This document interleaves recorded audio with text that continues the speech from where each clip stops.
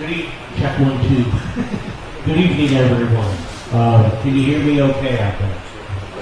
Okay, great. Well, thank you for coming to tonight's township-sponsored meeting about local trucks. Because this is a township-sponsored event, I ask you if you could please rise and we'll do our pledge of allegiance. Pledge allegiance to the flag of the United States of America, and to the republic for which it stands, one nation, under God, indivisible, with liberty and justice for all. Thank you for coming out tonight. Hopefully it's not too hot in here. I know watching the zoning hearing board meeting last night, there was a bug problem, and it was hot. Yeah. So I'm Supervisor John Birmingham. I'm with the Board of Supervisors. This is Supervisor Corey Ekman and Supervisor John Erler. Can I just ask you to raise your hands if you're representing another municipality? And if you could just stand up and just tell me what municipality you're representing, just so we have an idea. East Bangor, I won't put you on the stand, but if you could just give your name and who you're representing. Jennifer Reese, East Bangor. Jason Lemming, East Bangor. Go in the back. Wetmore, Bangor. Karen Zanotti, Knowlton, New Jersey. We got New Jersey in the house. Look at that. Yes. Dr. Zanotti, Narcoa. Thank you so much. I think that's everything.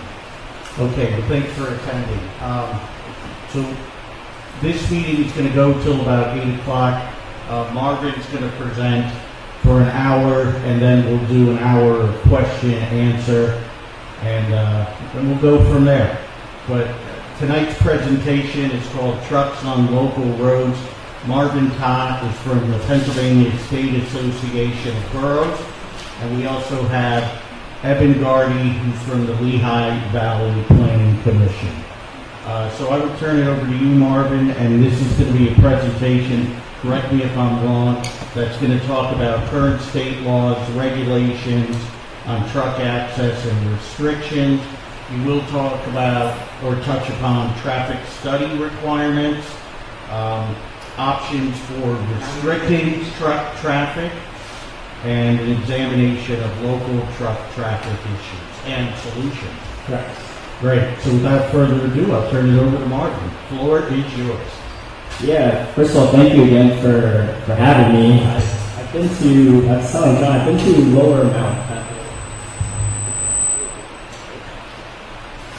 Sorry.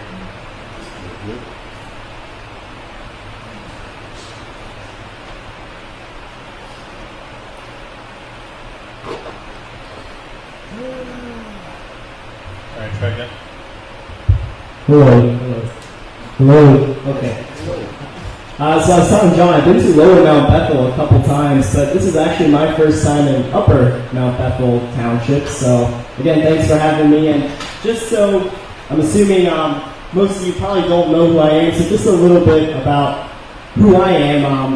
Like John said, my name is Marvin, and I actually came from Philadelphia. So that's where I live full time with my wife now. I grew up in the Harrisburg area, and I know John initially met us through the Pennsylvania State Association of Boroughs, but I'm actually here representing the PennDOT Local Technical Assistance Program.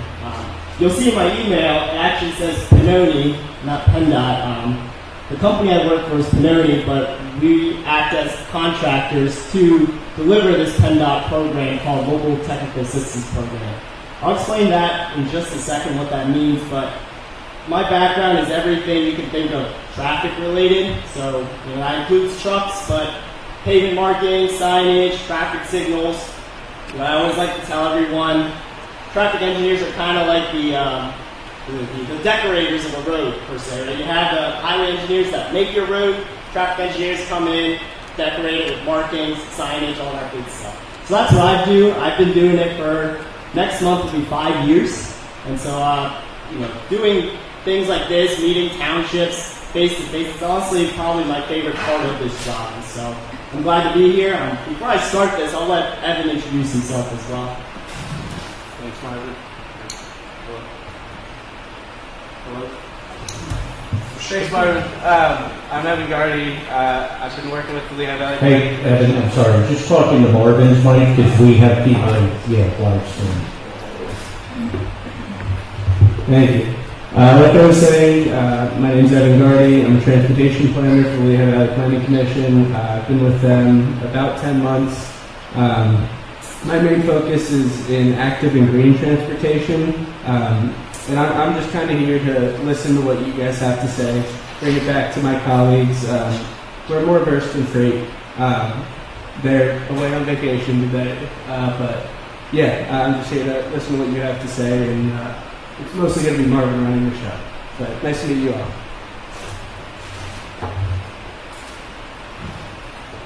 All right. So we've got about an hour, and so this shouldn't be an issue at all.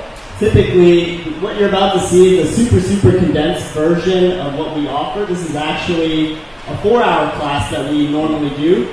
We offer this training to all of our local municipalities. It primarily focuses a lot on the public works crew in terms of, and police as well, in terms of what's required for truck restrictions, and then if you do restrict trucks, what are all the signs, the markings you have to implement. And so I promise it's not a 4-hour training. I was only told I have an hour, so. Okay, so as I stated, I want to touch a little bit on this PennDOT LTAP, right? It's a very great, and I know that we have other municipalities in here, but if you've never heard of what LTAP is, it's the Local Technical Assistance Program. Basically what it is it's a free program because of PennDOT and federal highway funding that provides training to all PA municipalities. So really the only requirement in order to use this service is you have to be a local municipality out of Pennsylvania. And it's not just the training, right? Like I said, we offer 4-hour classes, also some that are 6-hour classes on everything roadway, but it's also technical assistance too. That technical assistance comes in the form of email, people text me, people call me, people FaceTime me too, but I also come out in the field and I'll do the studies with these municipalities. You know, some of the really common ones we get is when people ask us, hey, I want to set a speed limit, can you help us with the study? We'll come out, do the speed limit study with them, set the speed limit. Or, hey, I want to make this an always stop intersection, can you come out and help us do that? So that's the whole premise of what LTAP does. And it's not just traffic, okay? I deal with the traffic, but we also have a whole crew that does maintenance as well. So they provide training on pothole patching, they provide training on resurfacing roadways, drainage. Again, anything transportation related, LTAP covers. And so again, the best part of it is that it's a free service to local municipalities. So I always like to give a shout out to this program, it's really, really great. Okay, so this condensed session that we're about to do, really the main purpose is to try and get you to understand, you know, some of the key issues that we deal with on our local roadways in Pennsylvania related to truck traffic, right? We all are aware of the importance of trucks to our economy, and you know, in fact, I'm a big Amazon user, and so I know the importance of if I want my things delivered in 2 days, you know, we kind of need that. And you know, growing up in my family, my dad is a truck driver too, so I have that soft spot for, you know, the trucking industry as well. But, you know, it becomes a problem when you have trucks that are on roadways they're not supposed to be, right? A lot of the times they're using GPS and other different applications that weren't meant for truck drivers. You know, whether people realize it or not, trucks have a certain GPS that they're supposed to use, but the problem is it's a paid subscription. Right? So if they refuse to pay for that, they're just using Google, Apple, Waze, everything that you and me are using, right? That's fine for me and you, but when you take a tractor trailer using the same applications, you know, that's when you start to run into problems, okay?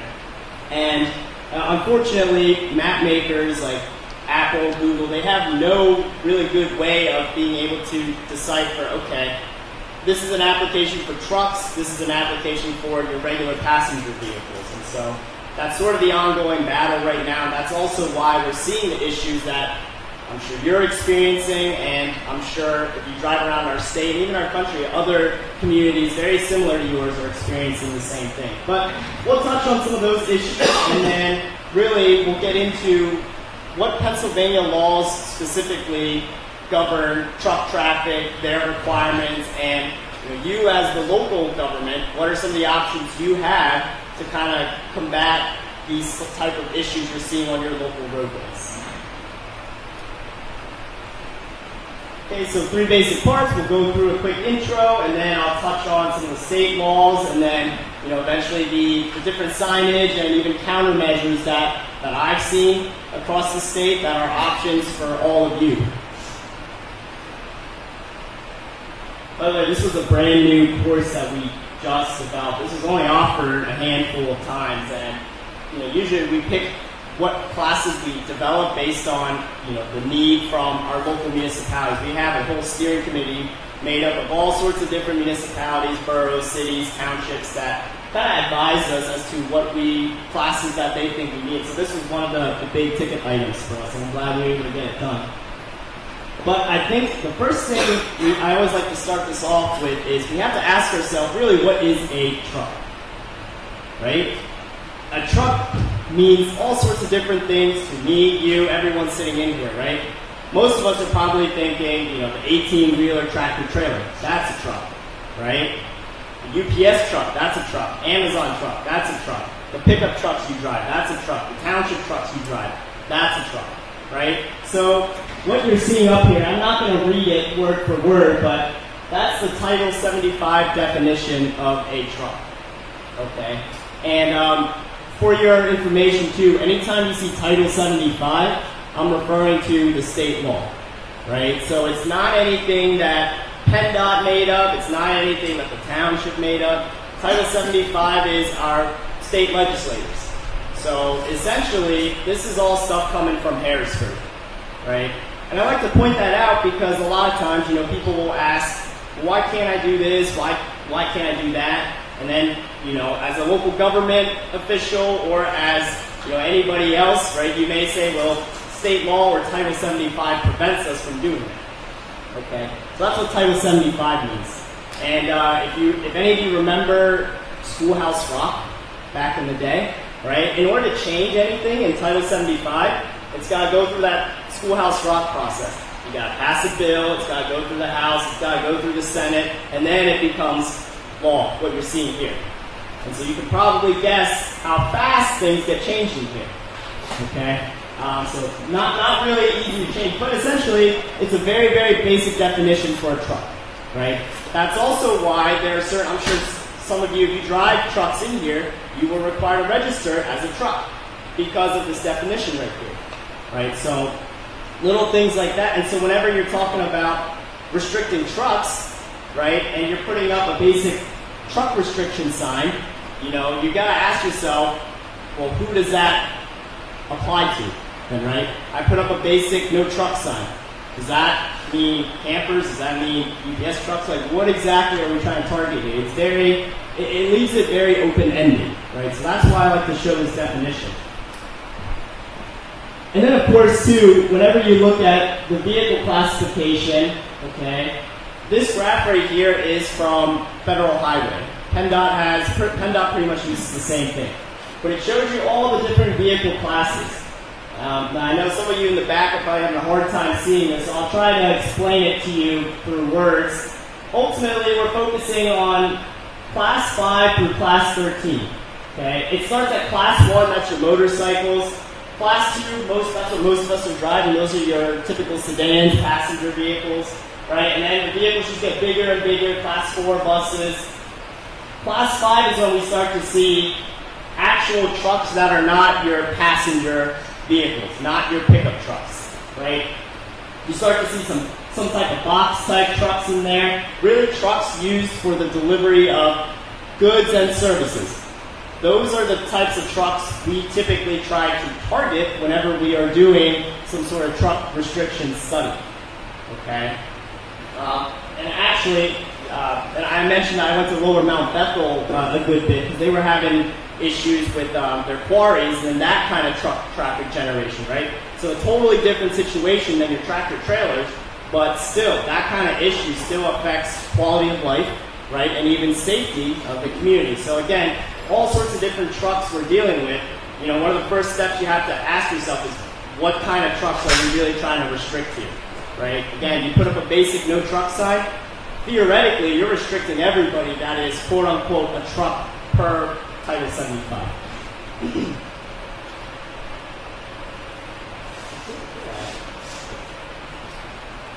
Oh, and then one other thing too related to that sign, and I'll have a picture of it in here to show you all, but you know, I'm sure you've seen it here or there, but you know, the sign with the truck and it's got the circle with the slash, the red circle, right? Usually you don't want to have that kind of sign by itself, right? Because I told you it leaves it open-ended, and then you get into enforcement issues with it, right? You talk to any state trooper or any local government police, you know, a lot of times they can't really enforce a sign like that. Because then otherwise they're going to start pulling everybody over that has a truck. You know, you always want to have some sort of supplement. Are you restricting a weight? Are you restricting a length? Okay, so we'll get into more of those details when we actually get to actually conducting the study for that. But by the way, a lot of the pictures that, actually all of the pictures that you're seeing are from Pennsylvania. Okay, so pretty much what we're seeing throughout our state, and if there is something that's not from our state, I'll make sure to call it out, but I'm almost positive all the pictures here we took are from PA. But again, some of the basic issues that you are seeing, right? You know, quality of life situations, noise, okay, safety, speeds, right? You know, when you take a truck, let's say you have a crash, right?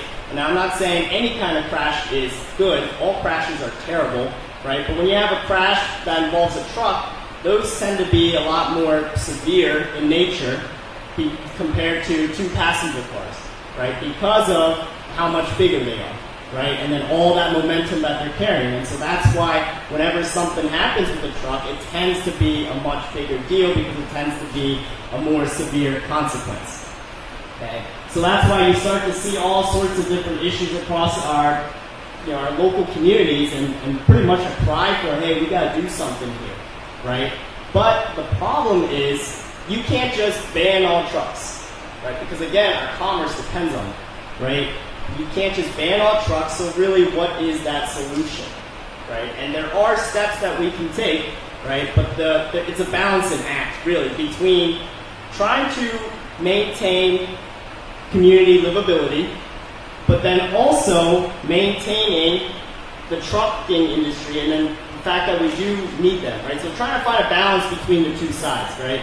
Because, you know, from the community perspective, most of us think trucks are evil. I'm sure on the trucking industry, they may see it the other way as well. Again, I mentioned to you, my dad is a truck driver too. My grandpa was as well. So, you know, it's mixed opinions between the sides. So it's a matter of trying to balance that as well, because restricting all trucks is not the solution here.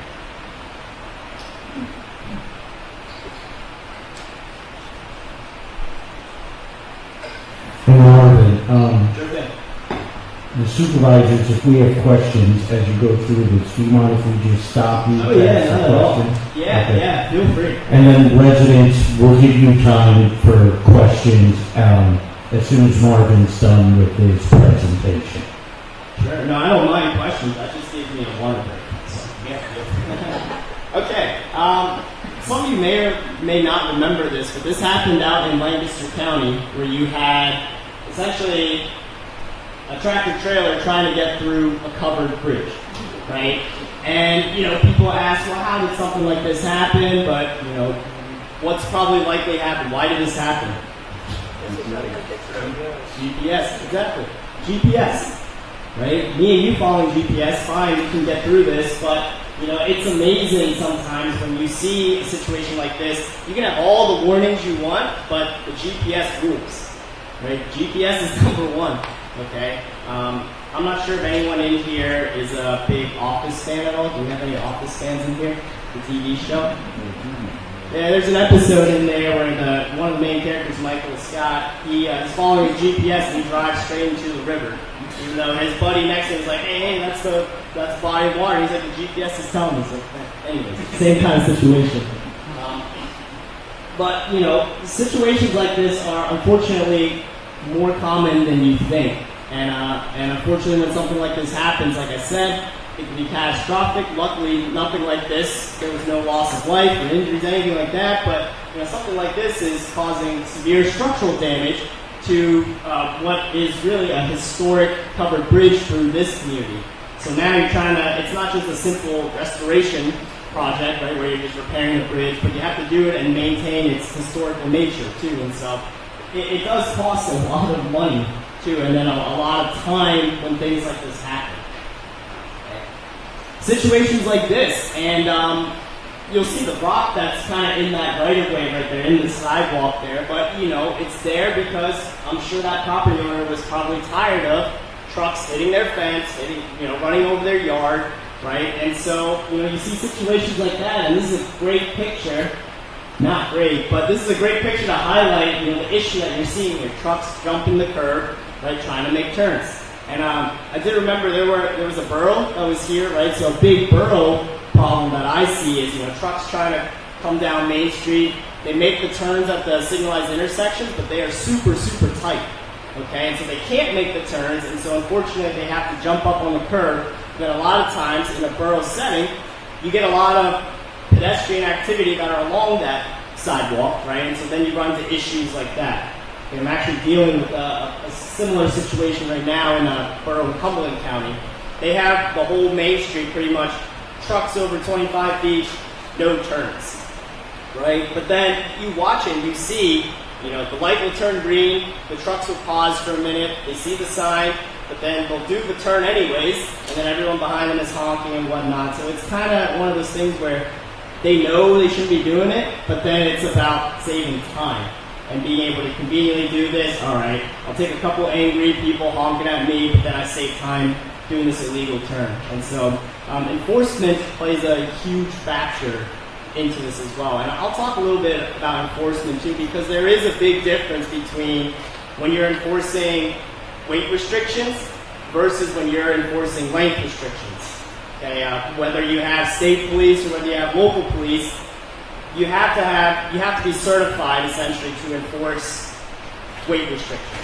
I don't know if anyone in here is law enforcement or has a background, but you have to have certification to enforce weight restrictions, which not every single officer does. I remember I was at a presentation done by a state trooper that covered what we call it's called District 8, which means it covers Perry County, York County, Cumberland County, that area, the Harrisburg, Central PA area. And he was talking about how the shortage, actually, of state troopers being certified to enforce weight, but the shortage isn't because of the training, but just the lack of officers that are available. And so he was telling the audience between him and one other guy, they were responsible for covering 3 different counties on just truck enforcement. So that's kind of crazy. So I can't imagine the rest of the state being any better, right? They had 2 troopers dedicated to just truck enforcement because they were the only guys that were certified to do it. So it was an interesting fact that I never realized, but I'll touch on that when we get to the weight and length restriction stuff. Hey Marvin, just a quick question. So if Upper Mount Bethel was to think about doing an ordinance limiting or having a weight restriction on truck traffic on certain roads, it can't conflict with state law, right? Correct. So is there a state law that you can lead us to where we could look at if we decided to put something like that in place? Yeah, I don't think when you're talking about a state law, there's no state law that says you can't restrict trucks, right? Really what the state law says is you can restrict trucks if you do a study that warrants that restriction, right? So you can certainly pass the ordinance, but you still need that study component. That's what the state law requires. I always tell everyone, if you can remember this simple acronym, SOS, right? All that stands for is study, ordinance, sign. Okay? That's for not just truck restrictions, but that's for any traffic restriction you want to install anywhere. Stop signs, speed limits. When you're putting something out there that tells people you can't do this or you have to do this, you need that SOS. So something to remember. So if this would apply here too, that's what the state law says. Thank you. Yep.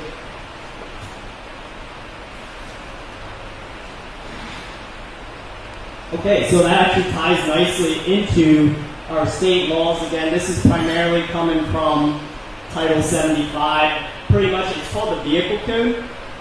If you've heard of it or not heard of it, that's where all of your traffic laws and transportation-related items come from. So things like you gotta have a license to drive. Your car has to be registered. You can't park in front of a fire hydrant, right? That's all in here. That's all defined in here. A lot of your citations, that if you receive a traffic citation, a lot of times if you pay attention, it will cite the section of the vehicle code that you violated. So that's why a lot of law enforcement is citing from this, Title 75. So PA vehicle code, everything related to transportation, cars, all that good stuff. But it covers the truck-related items as well. Oh, there's the picture of the sign I was talking about, right? So a sign like that, your standard no truck sign, but again, very, very open-ended. Because again, I showed you what exactly is a truck, right? So something like that makes it super, super hard to enforce. And anytime when an officer doubts whether that citation will stand in court, they're not going to do it. Okay? I like what the same state trooper that I saw a presentation with. I like what he said. He said, I will not issue a ticket unless I have 99.99% success rate that it will stand in court. So same deal here. You have a sign like this. If there's any doubt that ticket will be thrown out in court, we're probably not going to bother with it. And I know that this township specifically is serviced by state police, and I don't know if you've ever talked to them about enforcement or anything, or particular speed enforcement. A big one is anytime when a municipality asks state police to enforce speed, they will always ask you, do you have the study, do you have the ordinance, signage. You know, very basic things before they even send a trooper out there for enforcement. Same goes for truck-related items too.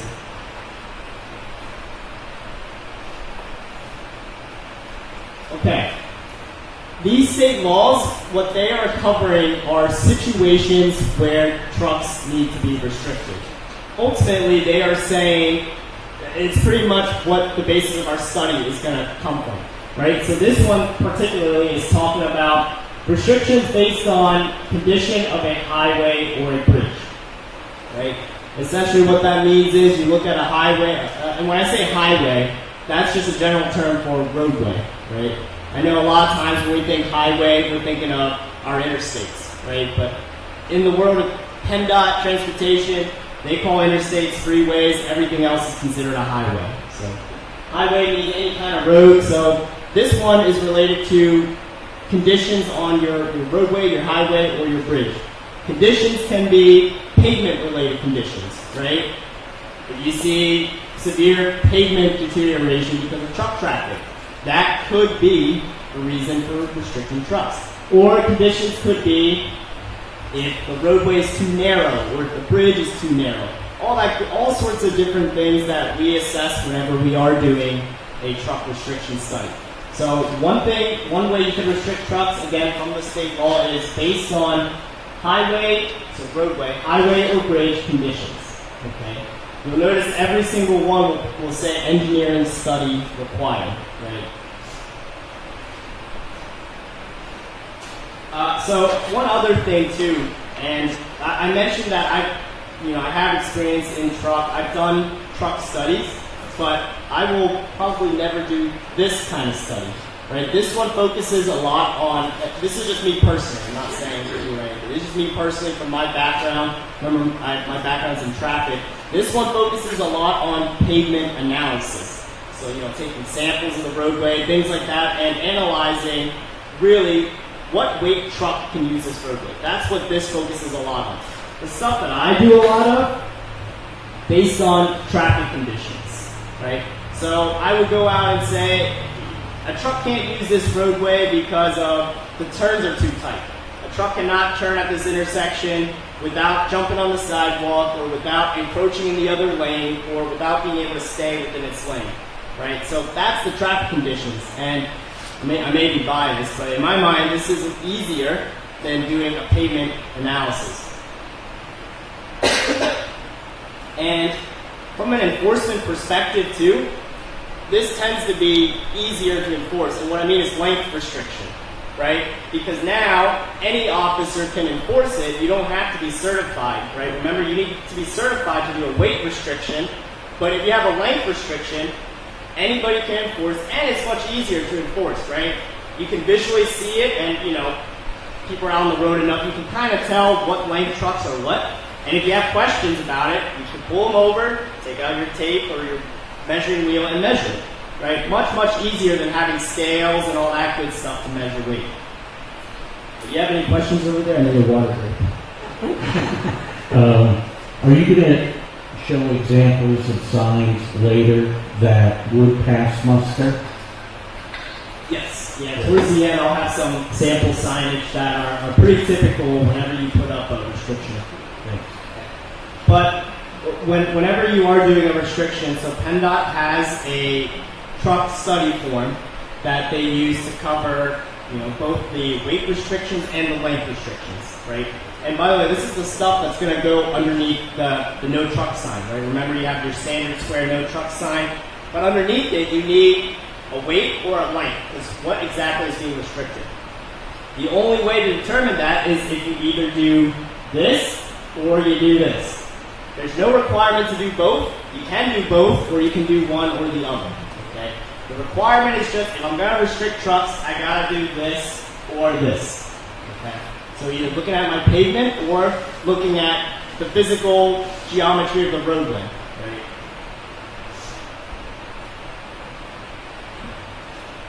Okay, so that was all state law. Now, when we dive deeper in terms of the warrants that we are using for conducting our study, the warrant side comes from PennDOT, right? So, whenever you see 67 up there, I know it says title, so you may be inclined to think it's a law, but whenever you see title 67, I want you to think PennDOT, okay? And here's how this relationship works. So, at the top, you have 75, which is the state law, right? And then that's Harrisburg, that's all our state legislators. Right below that is this right here, 67, which is PennDOT. Ultimately, the state law says, hey, in order to restrict trucks, you have to restrict them based on a weight or a length condition. That's all the state law says, right? Our legislator says, PennDOT, it's your job now to come up with the warrants that we use, that engineers use to assess the truck restriction. That's what this is. Okay. Same deal with, I'll give another example related to driving, having a license, right? If you have, the state law says you need to have a license to drive, right? That's in 75. But then it's up to PennDOT, 67, to come up with the process for that. So PennDOT will tell you, okay, you have to have a permit for 6 months, you have to take a driving exam, all that good stuff. That's not stuff that our state legislators handle, right? They pass it off to the different state departments to come up with all of the warrants and the items to support whatever state law they pass. Government 101. So anyways, what we're looking at right here is different warrants that PennDOT essentially is telling us these are the things we want you, the municipality, the engineer, whatever, to look at whenever you are doing your truck study. So this part deals with, as you can see, weight items, weight restrictions. Okay? And then, I don't know why it's not shown here, but then there's another section that shows you the traffic conditions as well. So again, two basic conditions there. So now that we get into the studies for a little bit, so all sorts of different studies that are out there related to trucks. Not just weight, not just length, right? You have even engine retarders as well. That's another separate study that you would do per what PennDOT warrants tell you to do. And again, PennDOT warrants Title 67. Okay. So I'll cover this one real quick. And again, this one's just real quick, so I unfortunately don't have time to go through everything in depth, unless you want to stay here for 4 hours, but I'll touch on it just enough for you to kind of start thinking about, okay, at least I know where I have to go to kind of get these things moving. Related to engine retarders or Jake brakes, these are not as easy in my mind, from a local municipality perspective to restrict. Title 75, so again, our state law states that only PennDOT can regulate different vehicle equipment, which includes brakes. So what that means is, if you want to do an engine retarder restriction, the process is you have to submit a request to PennDOT. It doesn't matter if it's a state road, it doesn't matter if it's a local road, because of how the state law is worded, in that PennDOT is the only one that can regulate vehicle equipment, then that's why we, or you all as a municipality, cannot do your own engine retarder restriction. You would just have to send a request into PennDOT, and then they would take care of that. Then, of course, there's the signage for it, but again, that comes just right out of our state law. So that first section right there, Title 75, that's where that comes from. And then that second piece, Title 67, that just talks about the warrants that essentially PennDOT is using to conduct this study. This is a whole different study form, and if it meets, we would put up the appropriate signage. Okay. So again, the basic steps, all you do is, from the municipal perspective, you put the request in, PennDOT comes out, they do the study. Once they do the study, then it will be up to the municipality to again pass your ordinance, right, and install your signs. Remember that SOS, right? This is still a restriction, right? Anytime you put any kind of restriction, you got to follow that SOS. Okay? And then, yeah, go ahead. So we have an approval for 611 to do a report, but we don't have an ordinance. How long is the time frame that we have to get that ordinance put in place? This was done 2 years ago. Oh, so PennDOT already did this? PennDOT approved it. PennDOT approved it, but they won't give us the permit until we have an ordinance. We have to get an ordinance to get the sign for it. Can you repeat that so we can hear it? Oh, I'm sorry. Yeah, into the mic, please.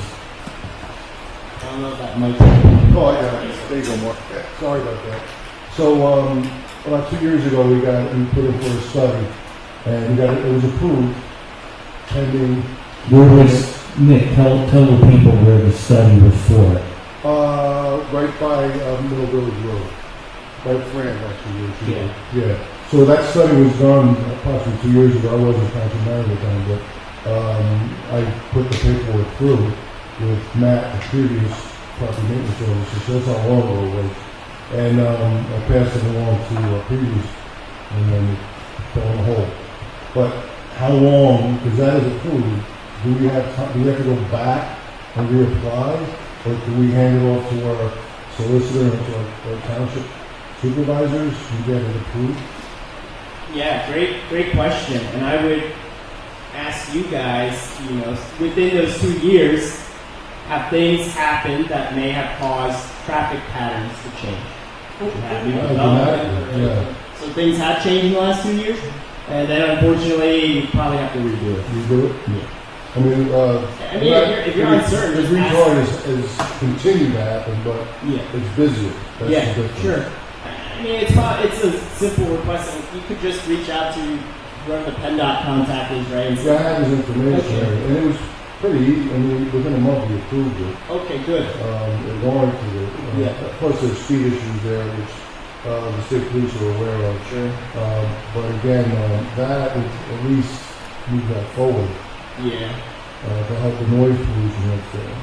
Yeah, you guys, you're District 5 here. Yeah. Right? They may require you to just redo it, just because it's been 2 years. But who knows? They may come back and say, no, it's still fine. Pass your ordinance. Okay. Well, And just it's something shoot- that the board wants to move forward. Right. to move forward. Yeah, you Get have that- to. at least get that approved, and then make sure that it's okay. Then we could go forward with our solicitor. Yeah, sure. No, that's great. So you guys are at the step 3 it is right now. Yeah, I mean, the sign is easy, it's one sign. Yep. It's the ordinance, they won't give it to us until we. Yeah. All right, thank you. Yeah, well, I mean, that's why you can see enforcement is that last piece, right? Anytime when any of those first 3 are held up, there's no enforcement. Yeah. So it's very, very important that you get those, that study and ordinance done before that enforcement can even occur? Okay. Yeah, good question. Yeah. And then, of course, whenever you do get your ordinance, really your signage requirement is you need two signs. One at the beginning and one at the end. Very basic. So two signs that tell you, brake retardants prohibited, one at the beginning of the restriction, one at the end of the restriction. As what PennDOT requires. Okay, so overheight warnings. This would apply to if you have any kind of low clearance situations. I'm not sure if you all do within your townships and boroughs here. Oh, you do? Okay, I see some head nods. But this would apply to, not just covered bridges, but any, railroads or any kind of overpass, right? That's the low clearance. And really, what our state requires is that any structure that is below 14.6 needs to have signage, right? That's just standard, and so really, you don't really need a study to do that. That's just already in what our state requires. If it's a structure that's below 14.6, you gotta have the low clearance signage up. Okay. And here's what the signage would look like. And of course, this would also depend on who owns that road, right? So if it's a state road, that's a PennDOT responsibility. If it's your local road that has that clearance issue, that would be your municipal responsibility. Okay. But, this is what it would typically look like. The requirement is you have to have, you see the sign on the right that's post-mounted? That's the requirement. The sign that you see on top of the structure, that's just a recommendation. You'll notice most people do it anyways because it's right in front of the drivers, right overhead. They see it much better. But really, the requirement is the sign on the right. And then you put it overhead as a supplement. And Marvin, that's the lowest point of that, the clearance. Yes, correct. So it could be higher. Yes, correct. Yep, yeah, you're, as they pointed out, it's pretty much the lowest point of that structure. Hey Marvin, I was just going to suggest, because I don't know what time you're finishing up, but maybe you go till about 7:15, go a little bit longer, because I think you're giving us great information. Do a lot of people here tonight have questions, or are you going to want to come up and ask questions? A few, okay. So let's go to like 7:15, if that works, Yeah, sure. and then we'll do 45 minutes of questions. Yeah, time flies when we're having fun. I could see the questions building up inside all of you. So. And we will do the 4-hour class someday. Okay, sure. I'd be happy to come back here and do the whole 4-hour class. We got a lot of trucks in our town, and we got more coming, so yeah, we'll do it. That would be good too to have your public works involved too if they're not here already. So. Are you in District 5? Am I in District 5? Are you, Theoretically, the PennDOT LTAP covers the whole state, so it doesn't matter what district. I mean, I live in Philadelphia, so that's technically District 6. we travel Pittsburgh, we travel. Oh yeah, they send me You're not central, you just located in Philly, you travel over. Yeah, I just live in Philly, but they could tell me, hey, tomorrow Erie County wants you to talk about trucks, and I'm headed to Erie County. So that's the nice thing about it. It covers the whole state, so it doesn't matter where you're located. We have people that would make the trip for it. One more question. Sure. So, if we ask you to do a study here, does District 5 have to be involved? It depends. Is it on a state road?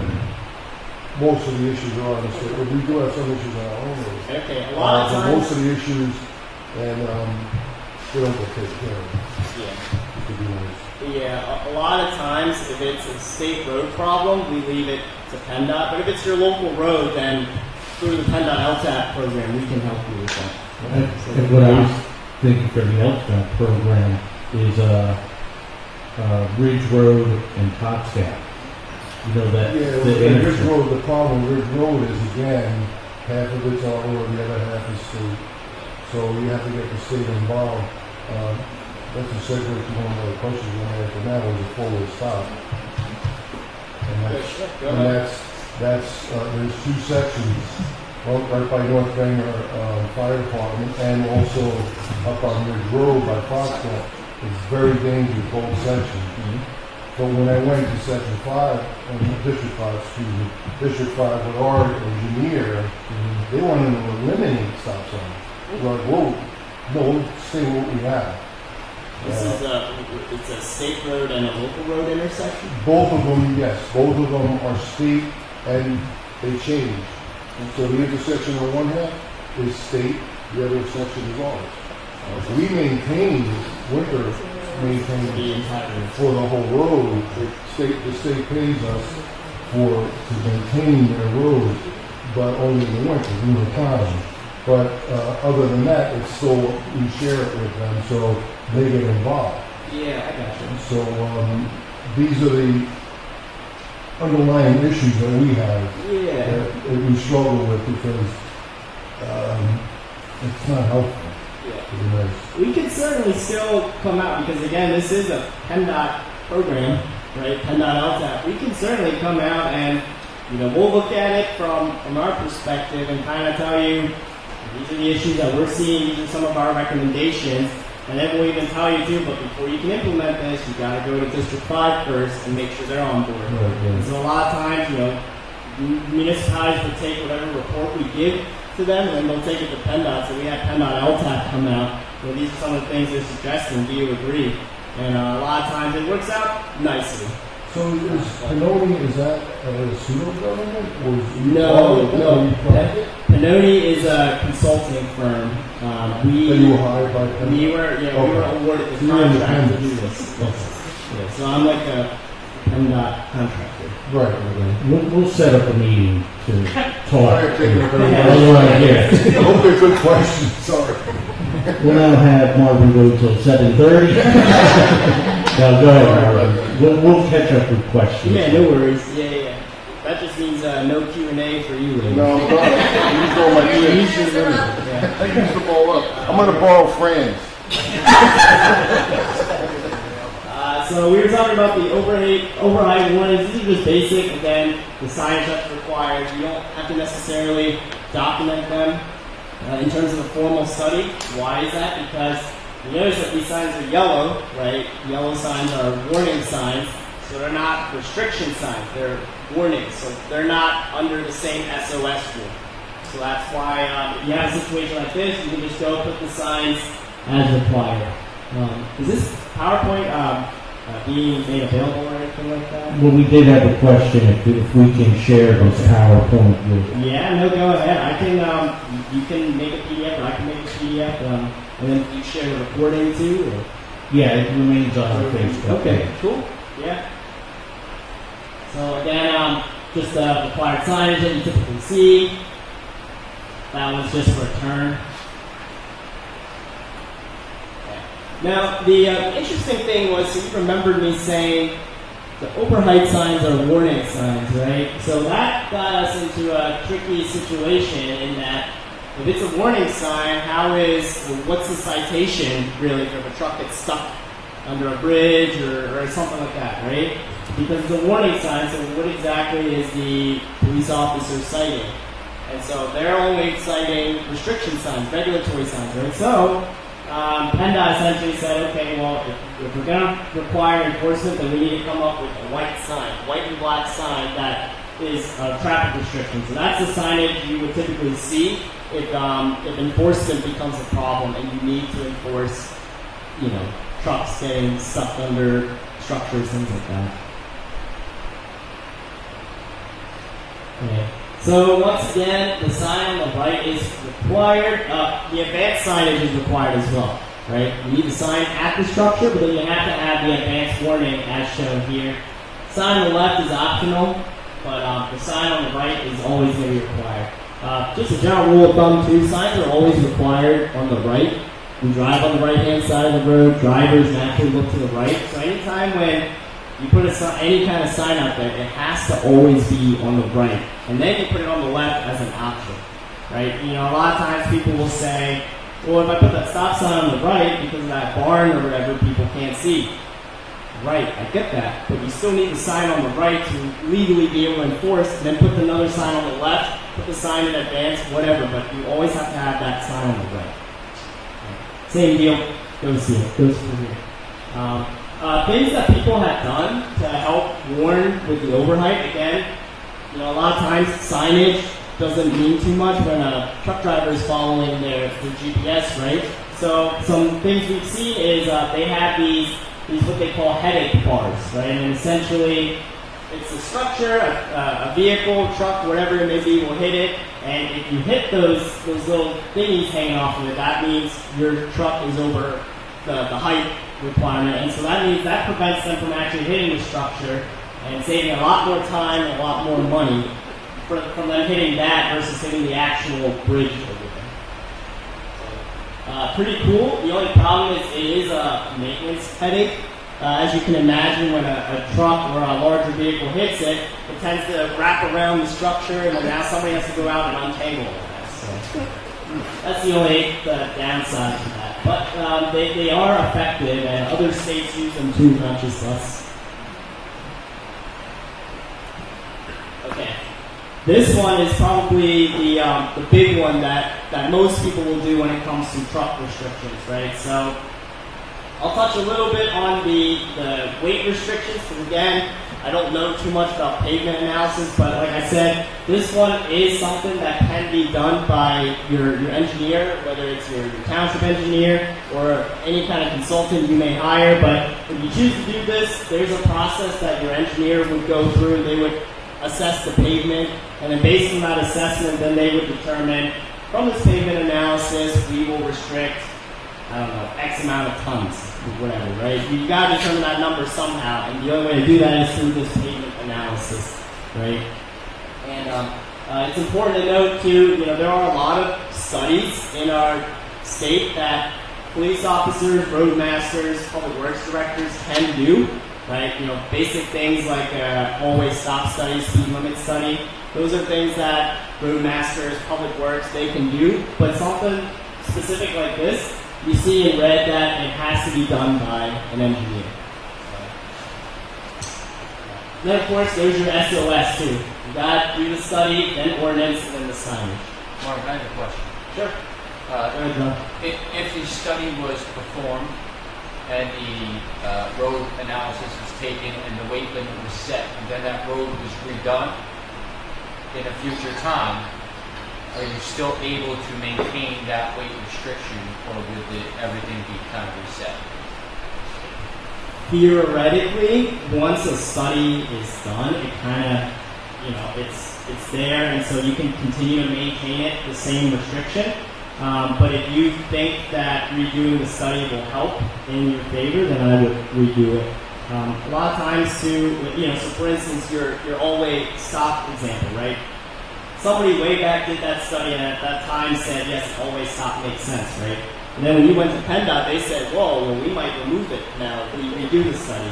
Theoretically, since it was already done as a study, until somebody redoes the study, it stays as is, if that makes sense. Same with the restriction. If the study is done, you went through the study and ordinance and you have the signage, if things change, theoretically, you can still keep the same thing unless you decide to redo it. Okay. And then once you redo it, you would have to alter the restriction from the new study. That's why a lot of times, too, when people request a speed limit study, for instance, right? Sometimes they get unhappy because the speed limit went up because of the study being redone. So, things like that can happen. Okay, so that was the pavement analysis stuff, and the one, like I said, the one that I do a lot of is based on traffic conditions. So assessing whether a truck can safely make a turn at an intersection, but then also whether a truck can go around the curb safely. And again, the key thing I'm looking at is, can this truck stay within its lane and go around this curb or make this intersection turn, right? Anytime when it theoretically encroaches in the other lane, right, that is a safety problem. Because you never know when there's another car coming around right in the opposing lane. So ideally, you don't want trucks to be encroaching, to have too much encroachment in the opposing lane. So that's what this is assessing. Again, conditions like horizontal, so around curves, vertical alignment, so up and down hills. We also assess speeds, right? That's why sometimes when you're on a roadway, you may see there's a speed limit for your standard cars, but then there's a truck speed limit as well, right? Because because of the grade of the roadway, they may not be able to go as safely, as fast as the posted speed limit. So those are the things we assess under traffic conditions. Okay. I also like to point out too, restrictions don't also have to just be length and weight. You'll see up here, you can restrict based on types of cargo that is being carried. You can even have restrictions that are time-based, right? So all sorts of different flexibility. But the first step is to do that study and kind of figure out what kind of restriction makes sense for us. And this is what I would typically look like when I'm doing a traffic conditions study, right? So you can see, and remember that chart at the beginning that I showed you with all the different truck sizes, right? I would pretty much play around and pick one, for instance, and say, okay, I want this length truck, right? That graphic that I showed you had standard lengths that Federal Highway and PennDOT have defined for these trucks. And really, legally, they can't be longer because there are laws that determine how long and how high a truck can be, unless they have special permits. So we use those numbers and we pick a standard truck and then we pretty much use an aerial image and then we run the truck around the intersection, pen that truck, make the turn left and right, and stay in its lane. Here's a really one that I did probably last year out in York County that you can see you have that one road called Ambo Road. Can a truck make a right turn out of it? And you can see you can't make that sharp right turn without literally going in the other lane of traffic. And you can't see it here, but this road was probably 12% as well approaching it. The truck, and the issue came up because the truck actually came up through the intersection and then got stuck. Right, so it dug up the roadway, got stuck on it, so that's what prompted this township to come out and have us come out and essentially do the truck study for them.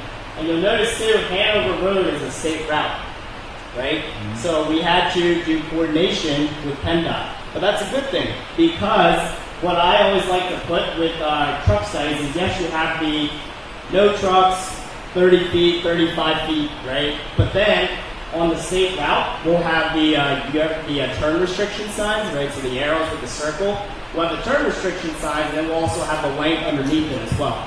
So that even further reminds trucks that, hey, I can't turn on this road, because then if they turn onto it, it's already too late, right? They can't back out or anything. So we like to have turn restriction signs in the state right-of-way. So that's why state coordination is very, very important. And a lot of times, at least with this particular district, I'm sure the other ones are similar, you ask them about, and we did this truck study, you ask them for their approval. A lot of times they may even come out with spray paint and tell you this is where they want the turn signs to go. Just from what I've seen when we've done these types of studies.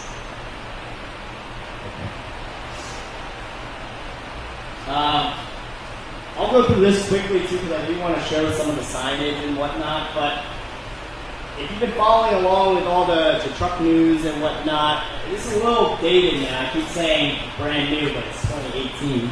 But back in 2018, this act was passed, Act 31, that essentially made the vehicles bigger, in a sense, legally, right? Remember, we have legal restrictions for length and weight. This act passed, making it, increasing the truck size. So because of that, PennDOT's response was, okay, because of this act, we're going to allow municipalities to restrict trucks. I'll go to the next slide for you. Trucks with trailers over 45 feet in length on your local road. So, and the nice thing is that, the study requirement is kind of waived if you decide to pursue this route, right? So you put up the signage, and you have if this is an issue that you're having, you have the plaque under the sign that says with trailers over 45 feet in length, right? And so, because of that new act that passed, it allowed you to waive the study restrictions, the study requirements, and essentially post the signage as we've shown there. Okay. Of course, these signs, there are vehicles that are exempt from these types of signs, so your standard emergency vehicles, your school buses, any kind of utilities or even public works kind of vehicles will be exempt from that. Okay. Also, vehicles making deliveries as well, so Amazon, UPS, they will be exempt from this kind of thing. So if you want to apply this Act 31 to basic steps, you identify the route that's concern, and then you also have to check, does it have any existing restrictions? If not, then number 3 says you can simply post the road. Okay. Now, you see on there it says, do the study to determine if the road should be restricted. And that's where it gets tricky. I told you the study is not required. You can simply go out and post the road.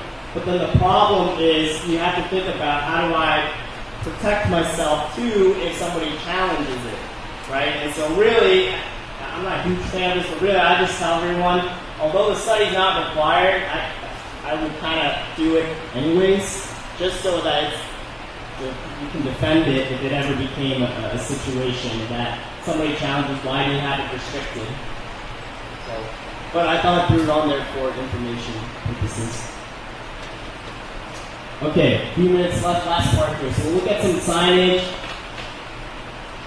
Basic signage comes from all sorts of different PennDOT manuals here. Okay, the book in the middle is very, very important, especially for those municipalities that are out there. You're putting up any signage on any kind of PA roadway, it has to be found in that book.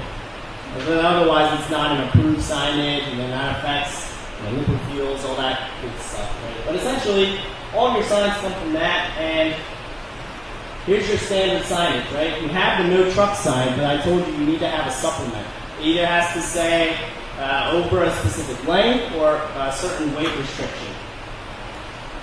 So you can see the sign on the right was showing no trucks over 5,000 pounds, and then it's even further supplemented with except residential deliveries. I actually just learned this year, but the traditional sign that we always use is accept local deliveries. However, state police, so when we were developing this course, we had state police sit on our committee as well. They actually suggested using accept residential deliveries, because then when you put up accept local deliveries, a lot of people will interpret it as, well, I'm making a local delivery, I'm coming through here, I'm local, right? Which is not the point of that sign, right? Local delivery would be like an Amazon or UPS, right? But sometimes the truck hauling material may think that's a local delivery. So by using accept residential deliveries, that would literally require you have to be making a delivery to a specific residence. If you are not doing that, then you are not a local delivery. And so a lot of times our state troopers tell us accept residential deliveries, make it much, much easier for them to enforce. So that's something to think about whenever you are going out installing signs. Both are acceptable. One seems to be more effective than the other. And I just learned that this year, so more to know. All right, there you go. There's Pennsylvania State Police, at least the ones that were sitting on our steering committee. Those were their recommendations for those signage. Okay. A couple other signs you can see. All sorts of different plaques can be used. If you want a bus restriction too, there's a plaque for truck and bus. Again, trucks over X amount of length. And then these are the signs I was talking about where, in addition to your truck restriction, right, I like to also have the turn restriction on the crossroad as well. Because your truck restriction signs, legally, they have to be within 25 feet of your intersection. Right? So you have your truck restriction signs, and you have this sign here, trucks over 5,000 pounds. That sign has to be installed again on the right, facing the truck, within 25 feet of the intersection. Again, depending on the placement of the sign, maybe other obstructions, they may or may not see that, right? And so the turn restrictions are a nice supplement to that. So now you can have it say, trucks over 5,000 pounds, and then you have no right turn or no left turn.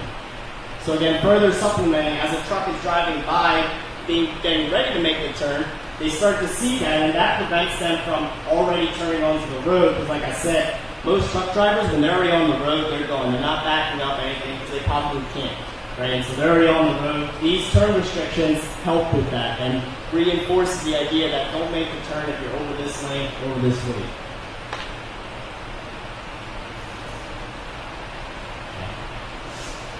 So here's your intersection, right? You can see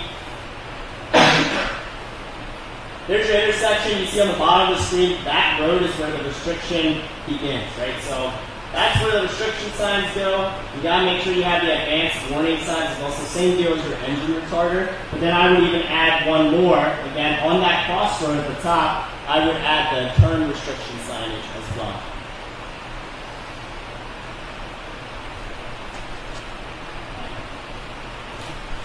Now regarding truck routing, this is another, so your first step is to do your study, pass your ordinance, make sure you have your restrictions in place so they can legally be enforced, right? Another thing that not too many people do is actually reaching out to, so I forget what the group is, hold on, let me see. My notes here, sorry, I'm cheating a little bit. Okay, so there is a federal website for truck routing information, gps.gov it looks like. Essentially you go on there and it gives you information on how you can update all these different agencies, so again, all these map makers, right, in terms of your roadways that are restricted, right? So let's say you all do a study, you restrict the road out here, no trucks over 30 feet. How is that information getting passed to other people, even PennDOT really, right? If it's a local road, PennDOT's not going to know about it, right? So there is a process that is detailed in these speaker notes. So John has the PowerPoint, so you'll be able to see the links that are in these speaker notes. But that will essentially detail how you can kind of get this information passed along to some of these other important organizations that need to know about the restriction.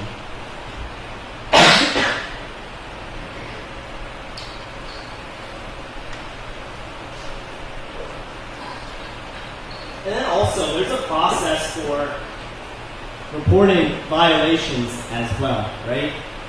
All the trucks are, so there's a federal agency that is responsible for trucks. Federal Motor Carrier, I always forget the S in there. Okay, it's similar to like a Federal Highway Administration, right? You have US DOT, US Department of Transportation. Under them are different branches, Federal Highway Administration, Federal Aviation.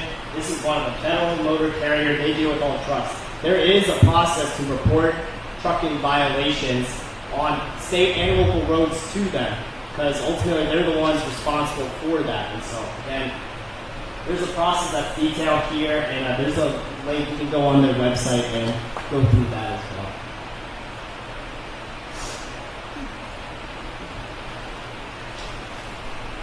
Ultimately, to quickly summarize, since I've only got a minute left, quickly summarize, the most important thing is, if you don't have a study or an ordinance in place already, start there, right? That's your first step, because then, if you have that study in place, that ordinance in place, now that starts to open doors to other solutions, because, okay, we did the study, we have the ordinance, it's not working, we need to do something else. So that's where you can start pivoting from that. But in order to get to the other options, you gotta have the foundation in place first. And again, that's through SOS. If you're gonna get anything out of this session today, just remember that SOS, right? Study, ordinance, sign. That's not just for your truck restrictions, that's for speed limits, and again, any kind of restriction, right?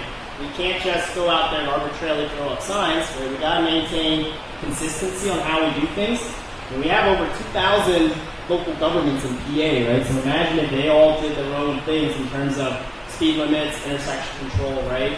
So that is why you see the state law requiring that SOS process. So with that, thank you for listening to me ramble on for an hour about trucks. I hope you got something out of it. And I have my contact info up here as well in case you have any additional questions, but or you can ask your supervisors and your township manager Nick as well, and you can pass it on to me. But I guess it's now time for questions, Rick. Marvin, thank you very much. I thought that was, I'm sure we all agree, that was an excellent presentation.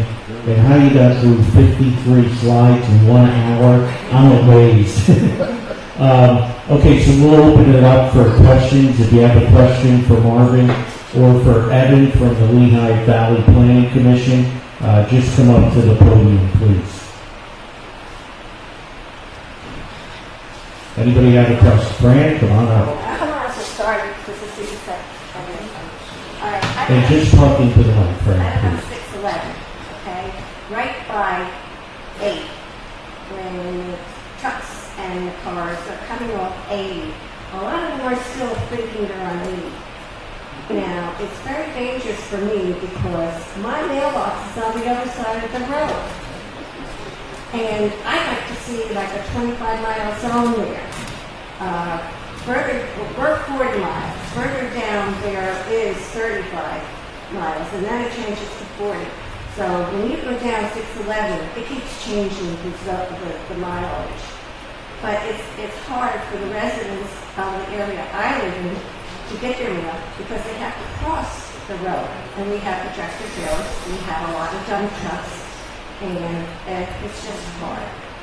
And would it be possible for the state to change that after a study?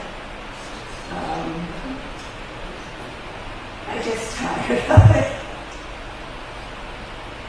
Yeah, sure. So you said this is on 611? It's right on 611, about a minute. My house is like a minute from the bridge. Okay, so it's in the township, right? Yes, it's in that Bethel. Yeah. It's, and I'm glad you mentioned state, right? Because, unfortunately, it is a state responsibility, right? I know, it's the state highway. Yeah, not the township. They're still following the same process of here.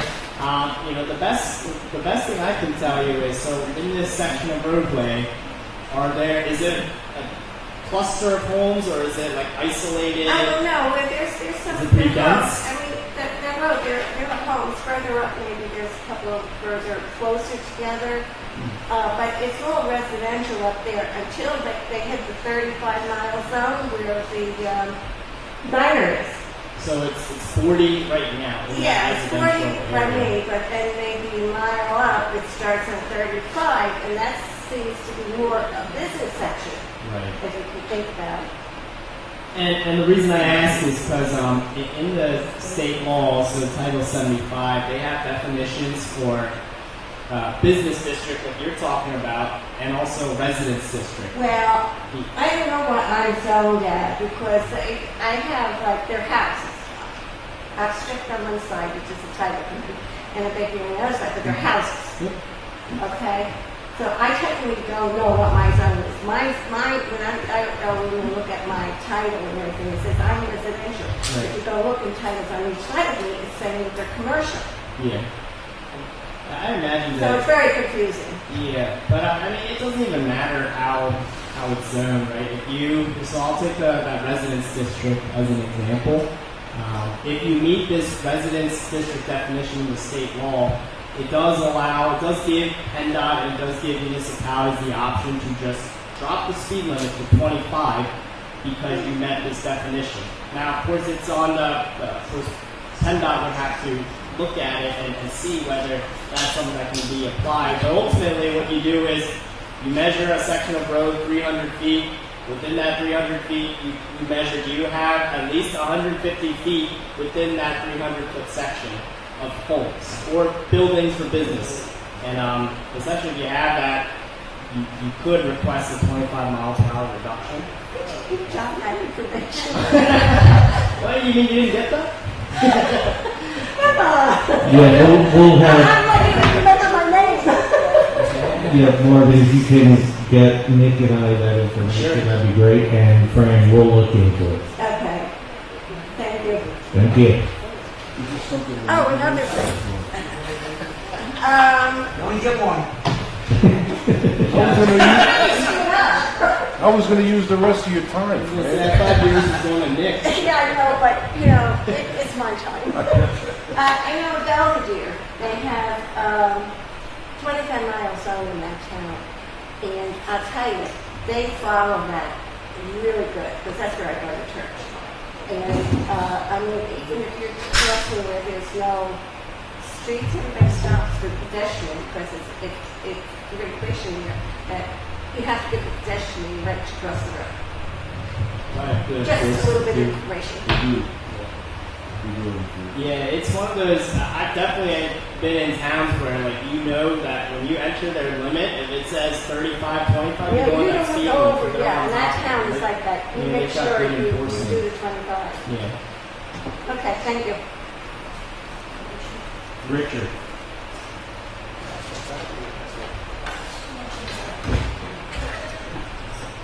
I gotta put on my glasses these days, unfortunately.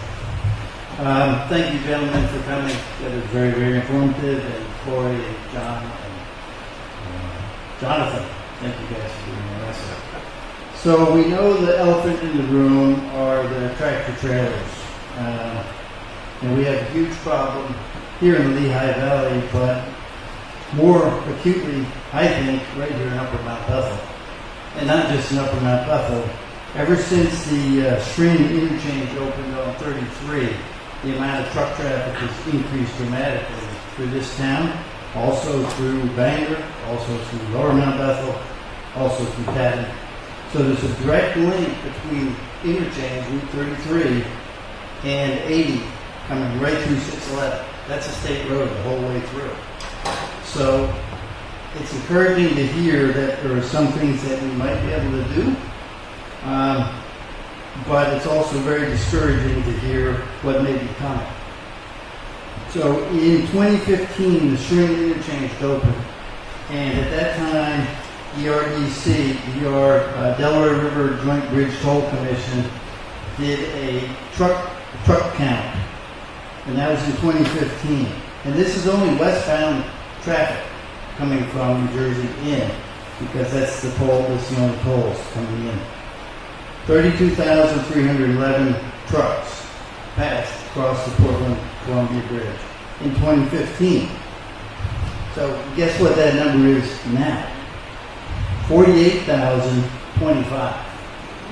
So that's 132 trucks per day. And that's only westbound.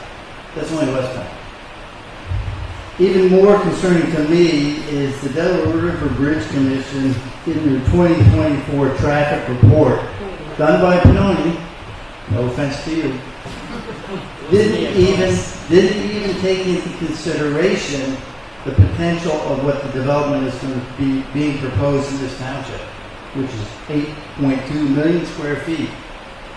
And we're talking 3,400 truck trips per day at full build out. So that is a huge, huge problem. And again, it's encouraging to hear, maybe we have some ability on a local level to change the course of this. So thank you for that. That's the best part. Thank you. Yeah. So, I actually have to take my glasses off to reiterate a little bit, you're absolutely right. In 1972, Pennsylvania connected Route 22 to 80. And then in 2002, they connected 78 all the way through 80. And then, like you said, in 2015, String put in Academy interchange. And there's unintended consequences, and you touched on it with Google Maps. So now you have trucks that are taking a shortcut and circumventing the 30/30 Route 80, and also avoiding the way station on Route 80 in New Jersey. So what are the odds that these trucks are running overweight, purposely to avoid the way station? I also came here pessimistic and leaving more optimistic. Like you stated, Title 75, Section 4902, A&B does allow for local municipalities to conduct a study with professional. I also asked the studies, are they going to be on both Route 512 and 611? Will be one study that encompasses both routes? Because there's different issues. I think we all agree 512 through Bangor, that's not going to satisfy the traffic conditions. And 611 all the way down to Mark Street and beyond, that was deteriorating the entire way. So that would fail, I think, under the road conditions. So will the studies be encompassing both roads? I guess, that's a question, Marlon. If we did a traffic study for 611, and I don't know what the restriction would be, whether it would be weight, whether it would be length, whether it would be type, I don't know, if we were to do a study on 611, would we factor in 512? If you're familiar, because that's a big intersection right up there. All right, the trucks will come across Route 80 and either go 512 through Bangor, which I have a pickup truck and a 38-foot trailer. I cannot get through Bangor without crossing over lanes. So tractor trailers really don't belong to there. Yeah, and they also, you got trucks who, like Jefferson, they come off 80, they make a right down 512, then you got other trucks coming back from like East Bangor, and they're going left or right. When you do your study, you're not restricted to just this one road. That's it, right? I almost call it like a study area, right? So you kind of factor in, what else should we be looking at as part of this study, right? Because you also don't want to, the big thing is you don't want to restrict trucks here, and then now you're creating a problem over here. Exactly. So that's kind of things you should be looking at as well. And now, given that these are state roads, too, so obviously PennDOT would have to be involved, but then, one of the things they will always ask is, okay, you restrict trucks here, where are they going? What's the alternative route as well? So that would be something that you would probably have to provide as well as part of it. They can't go here, where are you proposing they go? And to touch on that also, for the last 2 years now, I actually lived in Stone Church, 10 feet from the road. It's an eye-opener. So 5 times a year, average maybe, 611 gets closed. And now trucks, it's just mayhem. Now they're on little tiny side roads. So now you can include those in the study as well, anticipating what's going to happen multiple times a year. Yeah. Whether it be trees down, flooding, road closures because of the road, construction. Multiple reasons. I mean, like I said, there's no restriction to how big the study area can be. If you think it's going to have an impact, I would include it. So it's not specific to one road. You can study this whole little corner here. Yeah. You could come out, this happens all the time. That the study that I showed you there in York County, from that study, we ended up restricting 2 roads, not just one for trucks. Because it was a related situation. Okay. Yeah, because I can say both roads, speed limits are not observed. Both roads have, in areas, 7 to 8% grades. Stone Church, brake retarder prohibition, you can't limit it over 3% grade, but that's 2% grade, so I encourage us to get a brake retarder prohibition through Stone Church as well. And road size, that's your specialty. If you did the study, I think you would agree that these roads don't support trucks, tractor trailers. That's it. Okay, thank you so much. Tara? Oh yeah, go ahead. John, sorry. I just want to clarify the number I read, the 48,000 trucks per year, those are 5-axle trucks, so those are tractor trailers. It doesn't count all the others, the dump trucks, which are a big issue. Those are just tractor trailers. Thank you.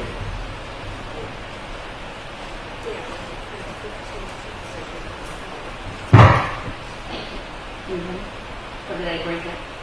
I think you broke it.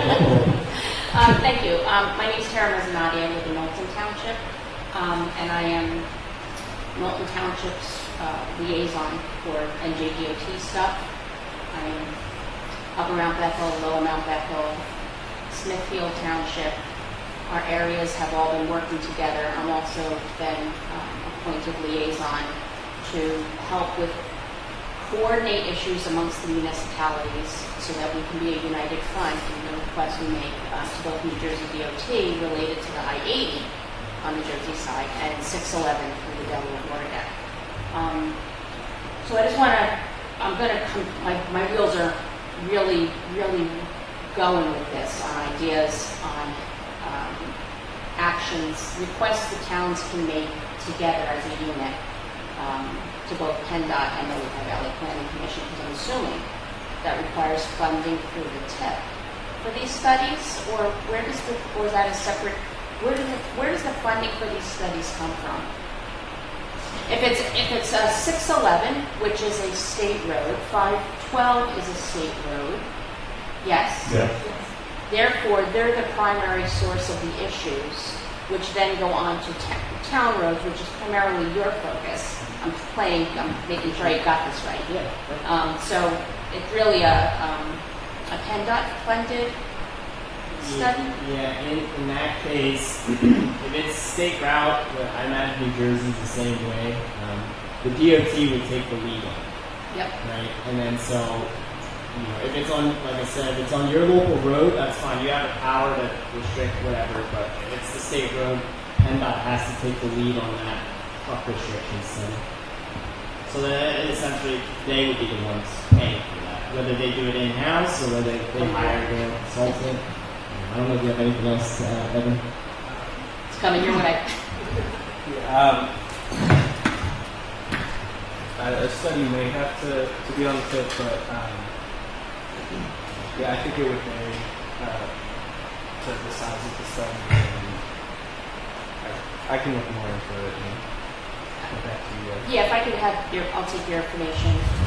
So related to that, so there's a section also on 611, and the reason I got involved is because everybody here is primarily involved in their backyard, which is their resident, the local stuff.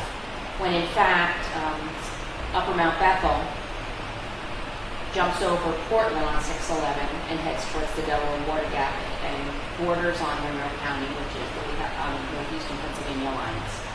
So often, that section is not looked at, nor is the section in Monroe County, because that's in the Delaware Water Gap Natural Recreation Area. Similarly, Route 80 on the Jersey side, we're in this little dead triangle, point of the triangle. So my role has been to get that Delaware Water Gap area focus in here. So there's a section of 611 where the pavement is seriously cracked and deteriorating. So while the attention is on the Delaware Water Gap, because Monroe County NEPA Alliance has approved a study that's going to happen in preliminary engineering for some projects that are going to be happening 2005-2008. So that's going to be happening. Since that's happening now anyway, and I'm going to ask you to add ways you see they could be most effective to accomplish this. I'm viewing this as the right opportunity that you can't look at 611 Point of Gap to Smithfield Township border in isolation, just because it ends with one MPO and one county. Because every vehicle, truck or otherwise, that comes through that segment is going to have to come into Northampton County and Upper Mount Bethel in particular. So I'm thinking right now is the right time, is a prime time, since they're going to be looking at study 2025, is the right time for the municipalities to go on record saying a united front, like the Slate Belt area, would just take advantage of that reality, because all those vehicles are coming into the Slate Belt, or they're coming from the Slate Belt. So if they're getting that study done, and it's going to be funded in connection with these other projects.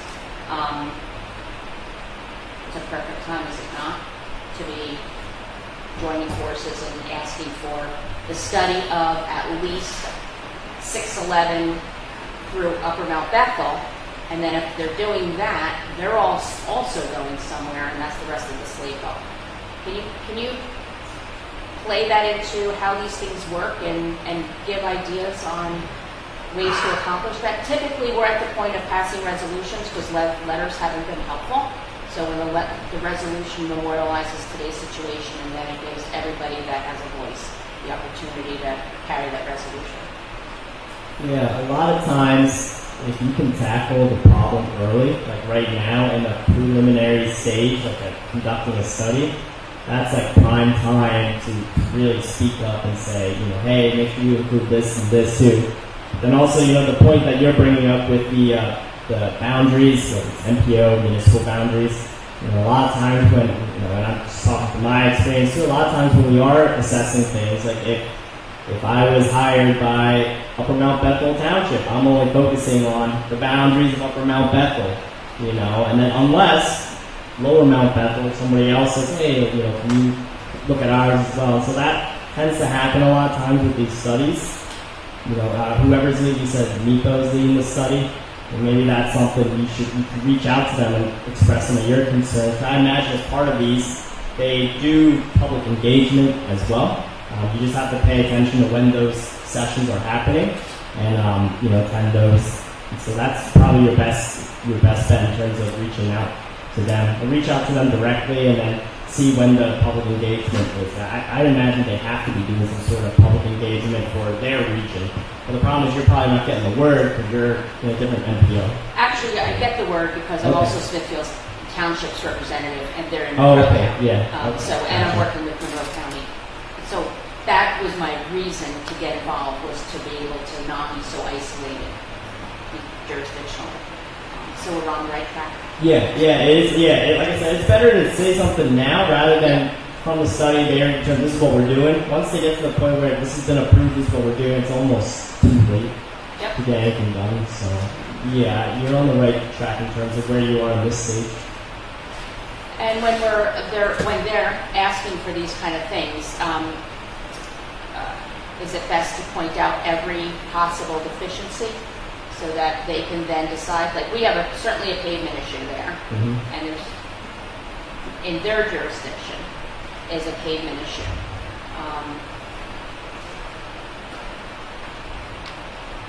Monroe County is the curbs, so maybe it behooves us to stay focused on our pavement issue, because that would get the reconstruction of the roadway potentially. Is that also maybe it'll flag that? Yeah, maybe like a generalization of these are the issues, and maybe you can even throw in an example. For example, this is one of them. But a general kind of statement, because otherwise you start to throw out every single deficiency, it might be a little overwhelming. I mean, that. So, I get that overwhelming point, I'm sure. yeah, but no, I mean, I work a lot with NEPA too, and like LVPC, they're very, very great MPO to work with They are. as well. And so, I'm not sure who you're working with there, but all the people I met there, they've been great, and they actually, the same with Evan. Like whenever I do things like this in their municipalities, they'll come out as well. So they're great people. So, I wouldn't be concerned with talking to them at all about Not at some of all. their concerns. It'll happen because of that relationship. Okay, yeah, good. Yeah. Okay, thank you very much. Tara, Yeah. where are you talking about? That's in our town. So above Slateford, Yeah.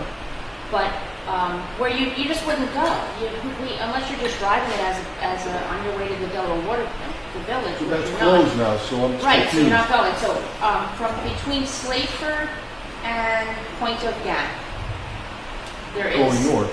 going north. There is significant shifting Right. of the pavement.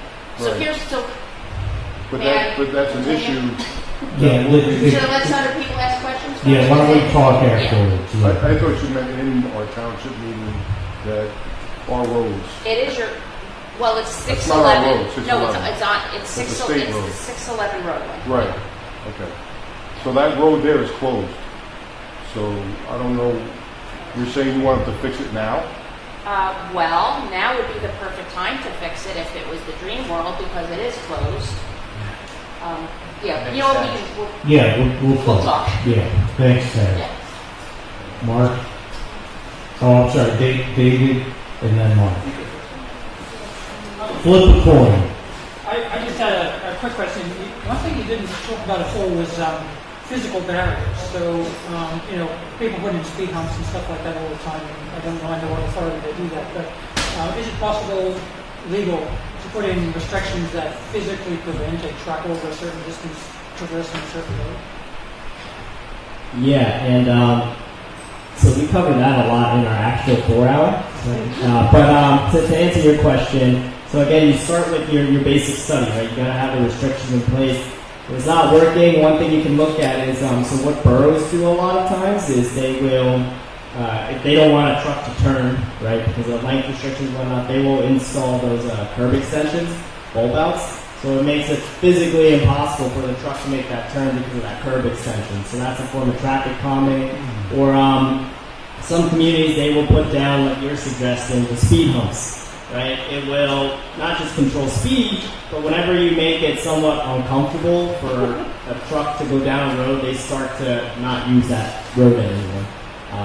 There are devices, barriers out there, approved barriers out there that can create pinch points on a roadway, so it narrows down the roadway to the point where a truck literally can't get through it without jumping on the curb or hitting the barrier. And so again, after some time, once you make it uncomfortable for them, they just don't use the roadway. But that would be your next step after your restrictions, your study are in place. But again, you still need to study the place first, Yeah. justify the restriction, and then you can put in physical barrier. Did you guys say something? The reason I, go ahead. Actually, so like I said earlier, my focus is on multimodal and active transportation.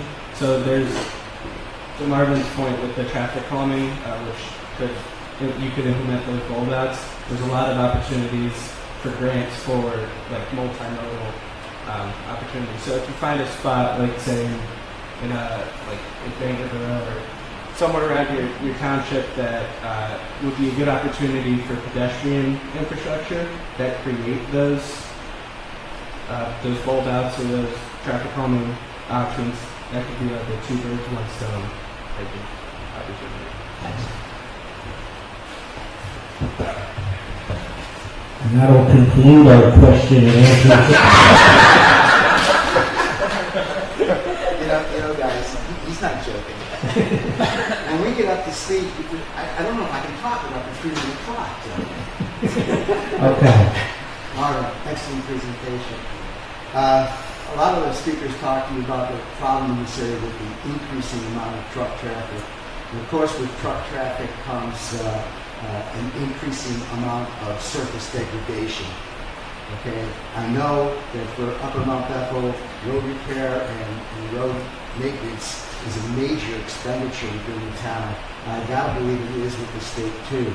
Would there be any way where we could actually count and identify the trucks coming through into the state and somehow tax them for the amount of degradation that these truck trips caused or are responsible for in some way, and then levy fees to help pay the burden of additional truck traffic on the road? Because the people here, their taxes are going to have to keep going up to cover these costs unless we can come up with other ways to mitigate the expense.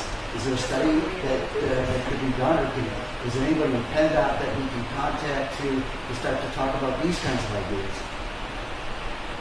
Yes, 1 second. What you just referred to was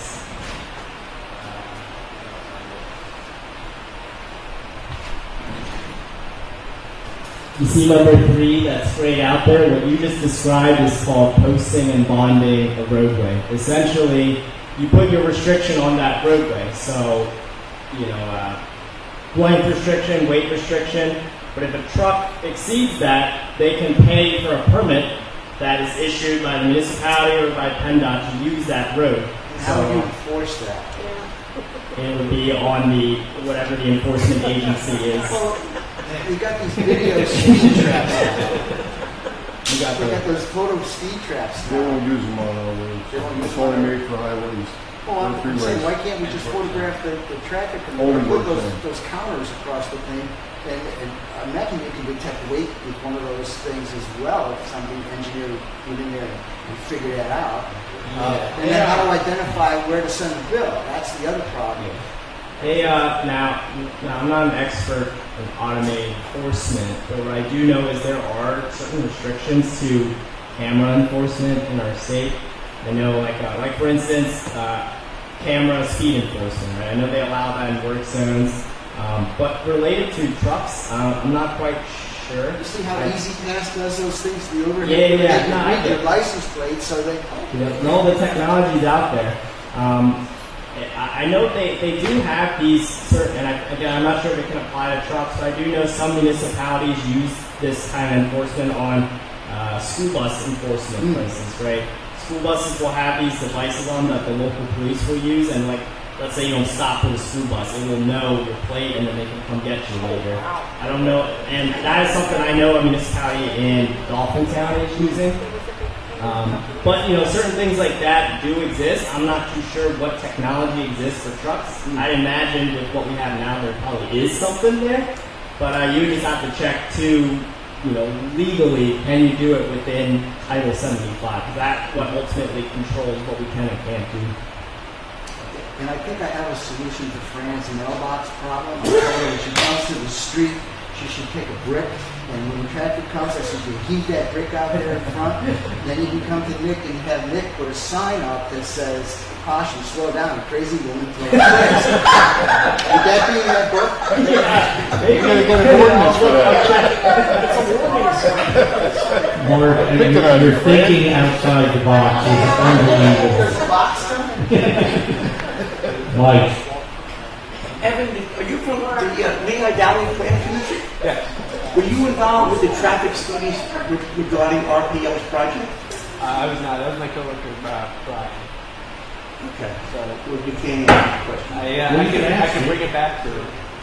I'm just curious what the final analysis was, what their opinion was, because I know there's no enforcement, but what was their opinion about the projected number of vehicles that are going to travel on our roads per day? It was a few thousand, I think. Lehigh Valley Planning Commission's opinion on it? Yeah. So when we get the reviews in, they normally come with a traffic impact study, and there's a IT trip generator. It's an engineering. We got all that. And they have a way to estimate how much is coming out based off of square footage. And The developer did that. He made a presentation, and they had their traffic guy, and he gave us an idea of how many cars and trucks. But I think when Lehigh Valley Planning Commission did their analysis, it was significantly more. yeah, I vaguely remember that. Yes. So, okay. Mark's on the right path with Fran. I gave her, to me, the best solution, which was to get across the road to get her mail, was walk faster.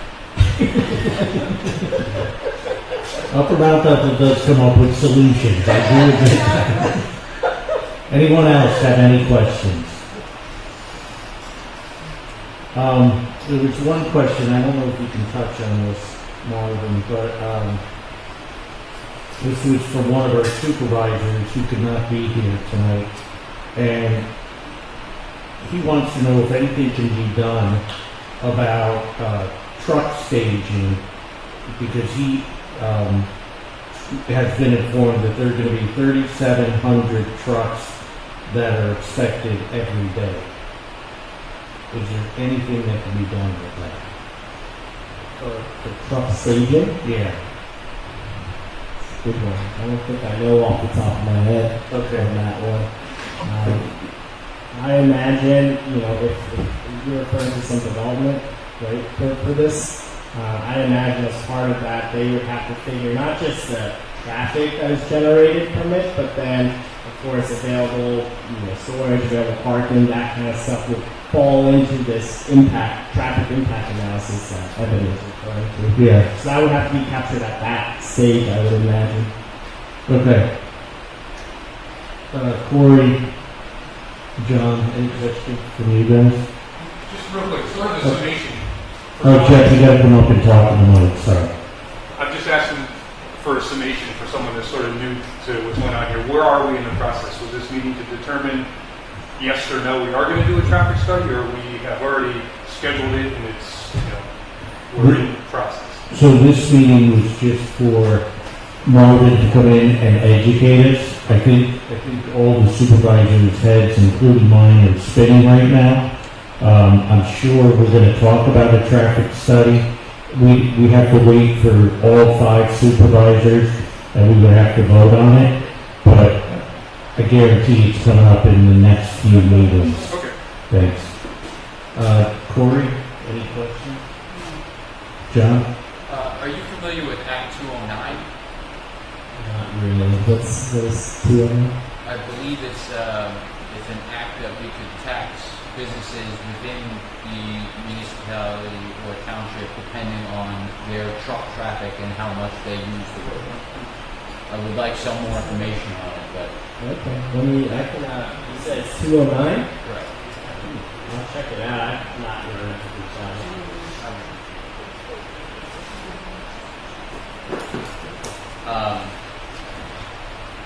Also, what they're all talking about, if you're not familiar, is there is a development that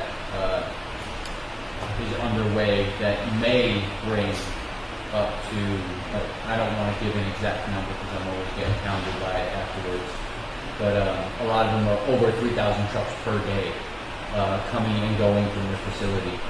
So that is in the back of everyone's head, being that will quadruple the amount of trucks that are using the roadway, and they are in disrepair at the moment. We want to just try and get ahead of any problems that may be arising.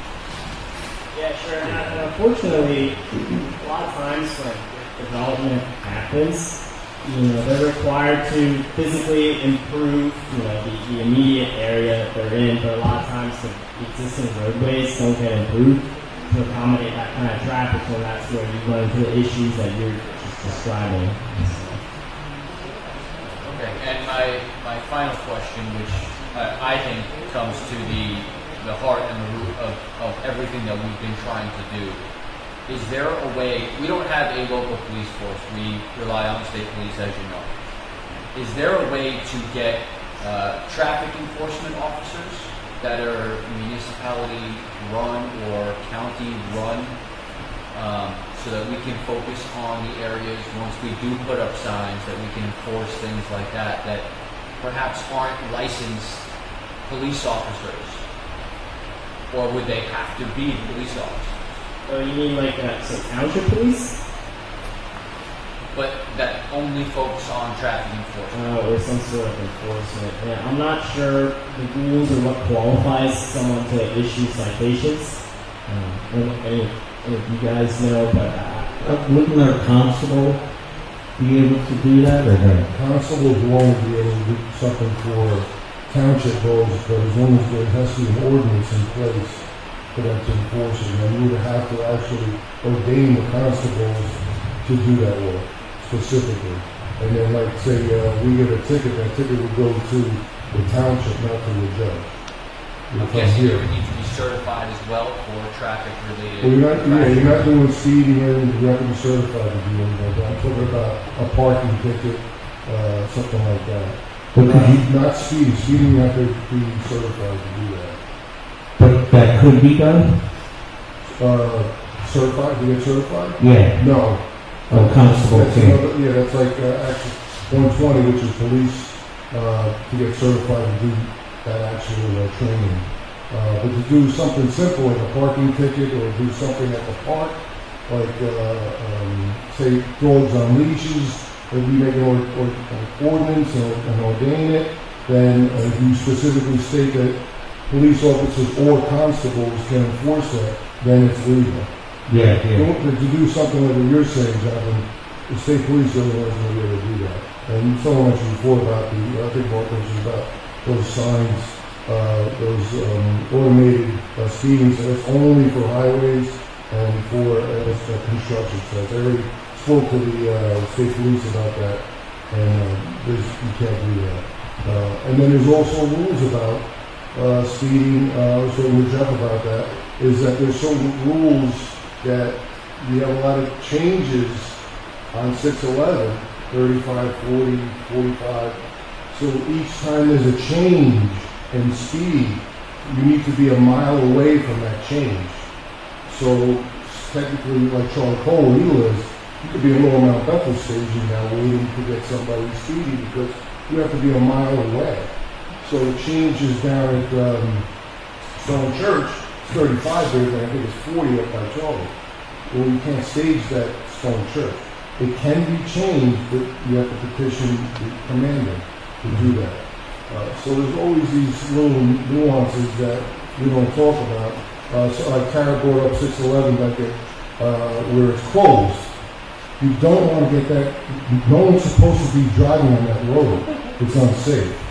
So that's why I agree. There are kids that are speeding through there, so they're going to get hurt. The last thing you want to do is make it into a nice track because they're going to speed and someone's going to get hurt. And people do not, like, I'm making this a public comment, you don't want to be on a PennDOT does not maintain that road every day. Once a week they'll call, if we call them, they'll come, and so there's a lot of things that are going behind the scenes that Justin and I go out and put that four-way stop that I brought up before. That was behind the scenes. We went and investigated. We had Justin go out There's a lot of things going on. I'm always in touch with PennDOT.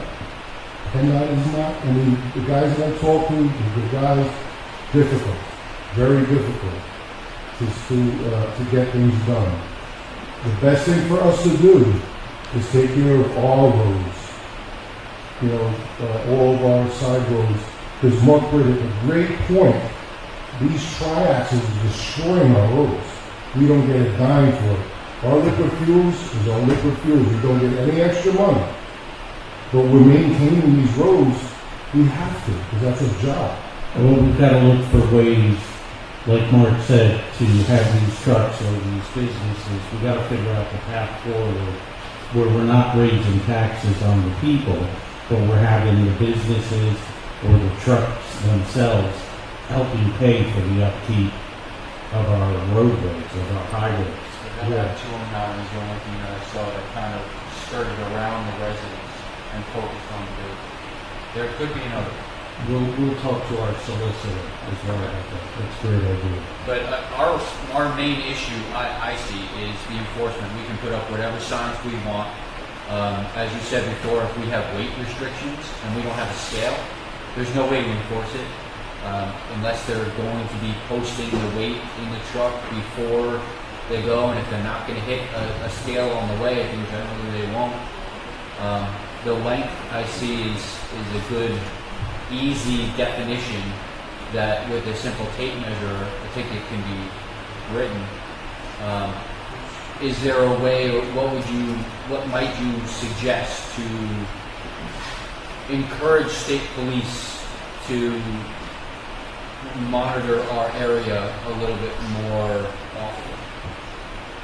You can start with, and I don't know where your studies and your ordinances stand, but you can always start there, and it's always in my mind a better conversation with them. You tell them you did the study, you have the ordinance in place, but you're still having issues. Are you able to come out? I don't know, provide them a time frame of when you think the issue's happening.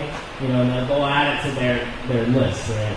They're covering a larger area, but for your communities that are almost more self-enforcing, right? Because state police can only go so far with enforcement in your communities. I would suggest, I can't remember the gentleman that brought it up with the traffic calming stuff, where you rely on more physical features that you put into the roadway that would ultimately enforce 24/7 without requiring police.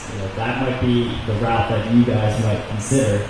Obviously still have a conversation with state police, but and do your studies, but that is something that if it's a serious issue enough, maybe you have to consider more physical countermeasures. Well, we did put a lot of speed bumps on residential roads, and in the beginning I thought that they were a pain. After talking to a lot of residents, the people that are in that affected area really appreciate them, except for one. Just today, we saw someone speeding down the road and slam on the brakes before they hit it, and it's a local resident that lives right around the block. He knows about it, and he still, slams on his brake, hits it, and guns it again. Yeah, you'd have to. Which I have a name if you want it. You're not gonna like the name. You're not gonna like the name. Oh, really? You have to things like that. They recommend you do them in series so that they don't have to. Could you just put it at one location along this road? On Potomac, I believe there's 3 in a row. Oh, okay. I have heard of studies that they're placed perfectly apart, that if you don't go maybe 5 miles or under, the next one will bottom you out. Yeah. Cars, not trucks. Cars, not trucks. Yeah, cool. Right. Of course. Yeah, a lot of times, so, your situation you're describing, you're saying majority of people like it and overall it works. You have that 1 or 2 outliers. But if you get that majority, in my mind, it's still a success if overall speeds reduce on that road. Of course, you have that one where they're still flying regardless. And that kind of adds another thing where you just always have people where there's a will, there's a way to do it, regardless of what you put out there. But if you can target a majority of the people and solve most of that problem, I think it's still a success. Currently, what I'm hearing is that our issues now are due to speeding on state roads. Residents have offered to provide beverage and bathrooms to officers to stay in their driveway, just to get enforcement. And they have looked at our local radars that have been set up, and they got statistics. And they So you have speed data already for those? yes, and they are not good. Like in terms of speed, it's... Yeah, like the amount of people that are speeding and the amount of people going more than double the speed limit. You took that to state police? Jeff actually brought it up at the last town meeting. Again, there's other things in the minutia that are out there that we have no say in. They do. I was just with this St. John, and had a long day at the school district talking about all these things, about dangers, about flooding, about first responders, things like that. And I sat right next to them talk, and their problem is manpower. So they had, just for all you say, they had a graduating class of 67 people. How many counties are in Pennsylvania? 67. That's one replacement for every county, not barracks. And more townships are taking away their police departments, so they're adding that onto the burden of the state police. They can't handle it. And it's not just us. Lower Mount Bethel, the other townships, they're all suffering the same thing we're doing. We all have the same, issues. It's not their fault, because you got 22, you got 33, you got 78. They're inundated with work. So it's not that they don't want to do it. I've told them about it. They have the addresses. There are township members. They gave their address to the park there. They know that now. Are they going to be there every day? No. But will they come there? Yeah. Now they can park there. So parking there is enforcement, even though they're not getting a ticket. So you have exposure. They're there. People see them, they slow down. Is that the answer? Right now, that's the only answer right now, but we keep working on it. Well, I think it's up for further discussion. Find out ways that we can enforce certain restrictions that we'd like to put in place as it pertains to trucks. Yeah. But the enforcement, of course, is going to be the biggest. What can a constable enforce, right? And because the state police aren't going to be there every day. They'll be there periodically, but our constable will be here every day. So maybe we get Nick a horse, make him sheriff, and then you run around. But those are we got to think of ideas like that to try and figure it out. I'm looking at Corey, and I parked in front of Corey's house one day. I literally had people screeching because I parked my car and I was standing there in my uniform. They didn't know who I was. They're all blowing through that stop sign, but they saw me and stop. I couldn't enforce anything, but I made them stop. Because I was there. Yeah. Well, this started off as a joke, but it's getting less and less like a joke and more of an idea that I may want to pursue is, can the township buy a decommissioned police car and park it somewhere? It's ideas like that we need to think of. We just keep moving it, maybe repaint it every once in a while, just to keep it fresh. Change the spot. Yeah. So we'll think of ideas, but and for the residents out there, we welcome your ideas too. So if you have ideas on how the township can enforce certain restrictions or ordinances we put in place, we want to hear from you. So I don't want to keep these guys anymore because Marvin's got to go back to Philadelphia. Evan, I think you live in New Orleans? You're driving back there tonight? But guys, thank you so much. Excellent presentation. Really appreciate it. We'll do the 4-hour class somewhere in the future. I think the supervisors can benefit from it, but we'll open it to the public for any of you who want to attend as well. Thanks very much.